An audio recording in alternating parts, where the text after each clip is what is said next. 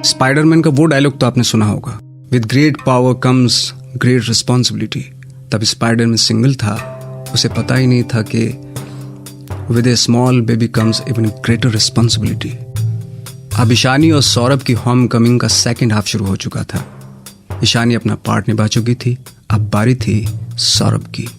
वही सौरभ जो बॉयफ्रेंड बनकर खुश था, पति बनकर एडजस्ट करने लगा, और अब जब बाप बन गया तो ऐसे बिहेव करने लगा जैसे बॉयफ्रेंड, हस्बैंड और बाप ये तीनों उसकी गलतियां थी। अब क्या करेगा सौरभ? ऑप्शन ए, ईशानी के सगे बाप की तरह भाग जाएगा। ऑप्शन बी, ईशानी के सौतेले बाप की तरह उसको हरास करना शुरू कर देगा। ऑप्शन सी, हिम्मत दिखाएगा, अपनी वाइफ ईशानी और बेटी रीना के लिए कुछ भी करेगा। लेकिन लगता है ये कहानी हारे हुए मर्दों से भरी पड़ी है। कभी कभी सोचता हूं इस कहानी में असली गुनहगार है कौन, ईशानी या उसके पीछे खड़े एक कमजोर कमजर्फ मर्द?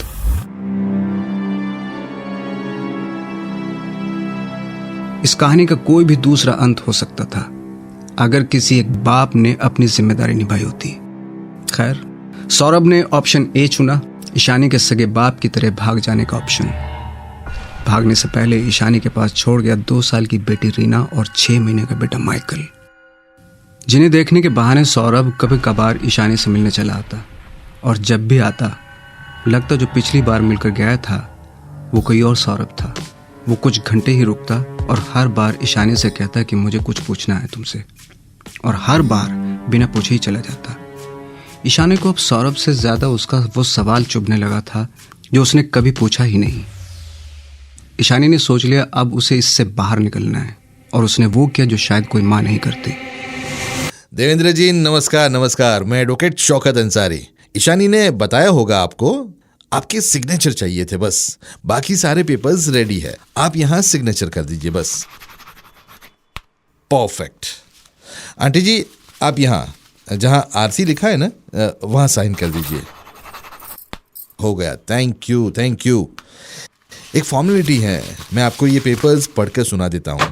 इसके मुताबिक अब से रीना बोरा आयु 2.5 साल और माइकल बोरा आयु 1 साल के कानूनन माता पिता आप दोनों होंगे, और ये निर्णय ईशानी बोरा जो इन बच्चों की असली मां है उनकी पहल और पूरी रजामंदी के साथ लिया गया है। ईशानी जी ये रही आपकी एग्रीमेंट कॉपी। मैंने कहा था ईशानी की कमजोरी हमेशा उसके साथ रही। रिश्ते पीछे छूट चुके थे, अब बारी थी घर और शहर को पीछे छोड़ देने की। तीसरा शहर कलकत्ता, 1990। 20 साल की यंग ईशानी कलकत्ता आ चुकी थी। It was her second attempt to start a fresh life. शहर बड़ा था और वक्त सिफारिश का था। लोग डिग्री से पहले सिफारिश के लेटर मांग रहे थे। जितनी बड़ी सिफारिश उतनी आसानी से जॉब, पैसा, गाड़ी, तरक्की सब मिल रहा था। कलकत्ता आकर ईशानी ने एक बात खुद को अच्छे तरीके से समझा दी थी कि अगर सक्सेसफुल होना है तो सिफारिश ढूंढने वालों की लंबी लाइन से निकलकर सिफारिश देने वालों के राउंड टेबल तक पहुंचना होगा। किसी तरह से ईशानी को एक एचआर फॉर्म में जॉब मिली। उसने यहाँ एचआर फॉर्म में काम करने के तरीके को बखूबी समझ लिया। Networking and contacts, in 2 words की अहमियत उसने कलकत्ता आकर ही समझी, और यही 2 वर्ड उसे वहां तक ले गए जहां तक पहुंचने का उसने कभी सपना भी नहीं देखा था। कलकत्ता का जो पहला कॉन्टैक्ट ईशानी की लिस्ट में जुड़ा वो था राजीव खन्ना, एक young businessman and active member of CCNFC, Calcutta cricket and football club, जिसका मतलब था राजीव खन्ना कलकत्ता के जाने माने लोगों में उठता बैठता था।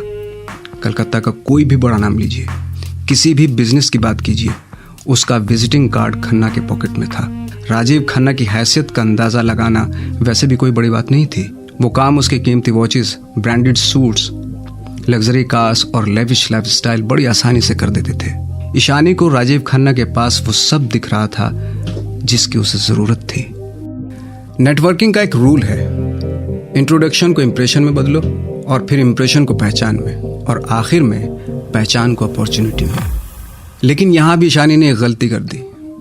उसने इंट्रोडक्शन को इंप्रेशन में बदला, इंप्रेशन को पहचान में, और पहचान को प्यार में, प्यार को मैरिज में, और आखिर में मैरिज को बदल दिया एक अपॉर्चुनिटी में।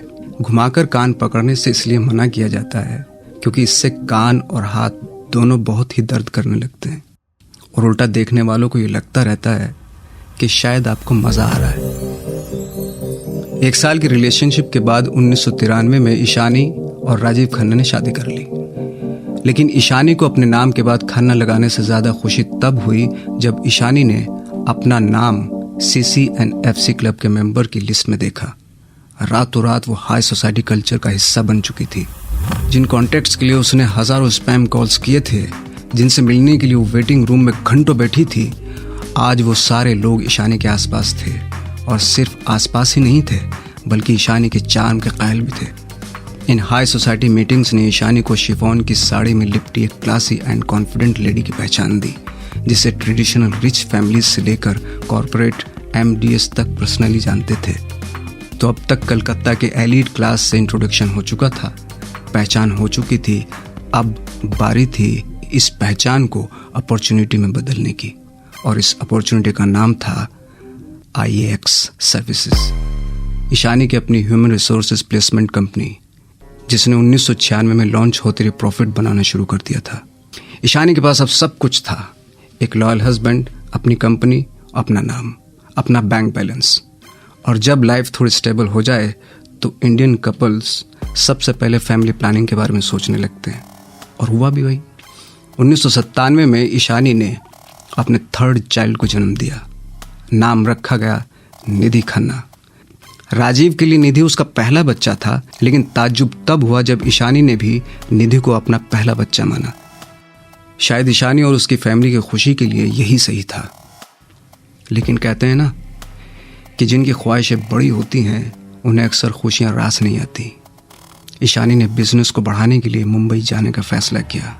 प्लान था अपने एक फ्रेंड की मदद से एक फ्लैट में IAX HR फर्म की मुंबई ब्रांच शुरू करना और कलकत्ता की सक्सेस को मुंबई में रिपीट करना।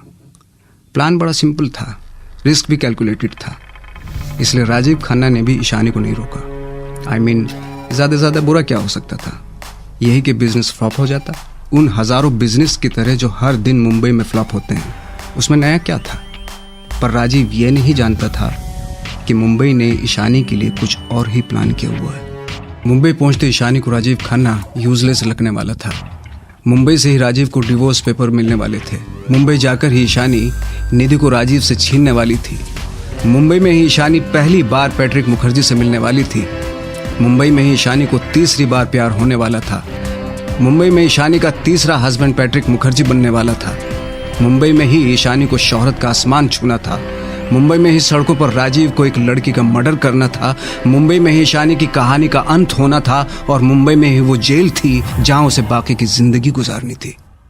ज्यादा बुरा क्या हो सकता था? 4था शहर मुंबई, 2001। 1,000 करोड़ की लाश, 1,000 करोड़ की लाश। Narrated by Nawazuddin Siddiqui. सुनिए हॉरर, रोमांस, मोटिवेशनल, डिवोशनल और थ्रिलर स्टोरीज ओनली ऑन गाना। Download the app now.